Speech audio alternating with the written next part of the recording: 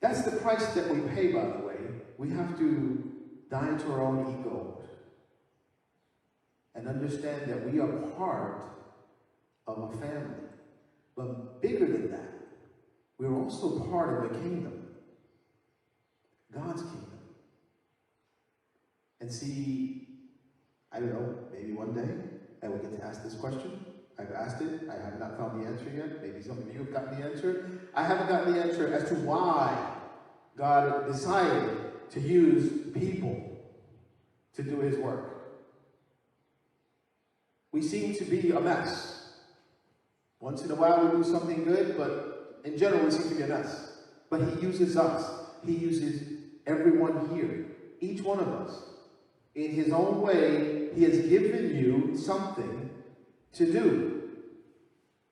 So don't ever come to church and say, I'm bored, because guess what? That means you're not doing anything. That means you're still in the stands, watching. And when you're watching and watching and watching, you're looking, you have a tendency to do what? To criticize all the people that are on the field. He dropped the ball. Why did he drop the ball? But you're still in the stands. You're still a spectator. God is calling you onto the field. And he wants us to be fully trained and equipped to be out there. Understand that. There's a saying, right? There's a saying that God doesn't call the qualified, he qualifies the called. Some of us think that we have to be something special before we're going to ever do anything. Oh, I don't know enough about the Bible. Neither do I. Oh, I don't know enough about theology. Neither do I. Well, I don't know if I can do that. I didn't either. God will take you wherever you are, and he will transform you. That's why Paul is writing to the Romans, and saying, be renewed, be transformed by the renewal of your minds, because you are trapped up here, thinking that you know it all, and you have no idea. You have no idea what God has in store for you. You know what the sad part is? The sad part is when you do finally get to meet God, and you get this is your life. And God says, this is what your life should have looked like. But this is what you chose. You chose this, but I had this in store for you. You see, Abraham, remember Abraham? Abraham wanted a son. I just want a son. That's all I want is a son. And God said, no.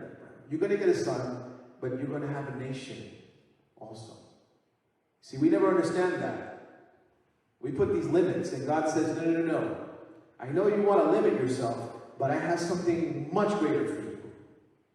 You see, Joseph, I know, accused of rape, you got thrown in prison, they forgot about you, you were rotted there, and then you became second only to Pharaoh. But it wasn't just for you. It was for your brothers and your sisters and that whole family that became a nation. You see, we don't get to see the entire picture, but believe me, there's a bigger picture. And if you stay in the stands, you won't see the rest of it. You won't understand what's happening on the field completely.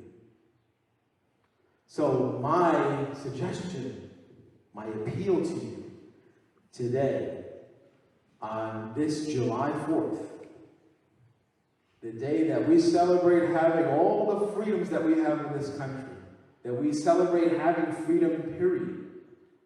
I will remind you that freedom comes from God. Freedom, the concept of freedom, comes from God. If it were not for God, you wouldn't have any freedom. People ask me that question all the time. Why does God let this happen? Why does God do this? Why? Well, because he gave you the freedom to choose, and you chose not so good. And now we're all dealing with it. Freedom comes from God. If you're tired of dealing with what the world tells you you should be, whatever box they have put you in, because there's a lot of them, it's time to break out of that.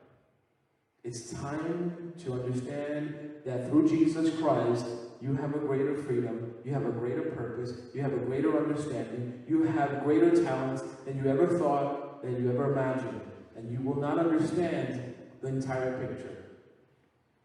We won't see the whole entire thing yet. You'll see bits and pieces of it, and God will walk you through it, and you will be a better person because of it. But you will also be a massive influence in this world. And one of the greatest things that could be said of you is when you finally get to heaven, and the angels are waiting, and all those people that we read about are waiting, and they finally say to you, "Well done, my good and faithful servant." Think about that for a second. Jesus came to serve. What do you think he came to serve for? He set the example for all of us. If we're going to follow Jesus Christ, we got to go. We got to follow him all the way. All the way. Paul said, be renewed. Be transformed by the renewal of your mind. Why? We are called to be a living sacrifice. To take those talents, to take whatever it is that we have, and use it for God's kingdom, for his growth, for the relationships that we have with each other. God works through us. Like I said, one day I'll ask him why. You couldn't come up with something different? No, this is the way he did it. He works through human beings, as faulty as we are. And he's going to work through you if you choose to. If you choose Jesus Christ, he will work through you. And he won't worry about all the things that you think you can't do and all the things that you did that you shouldn't have done.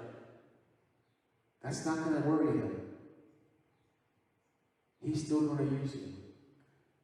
And you're going to be better for it.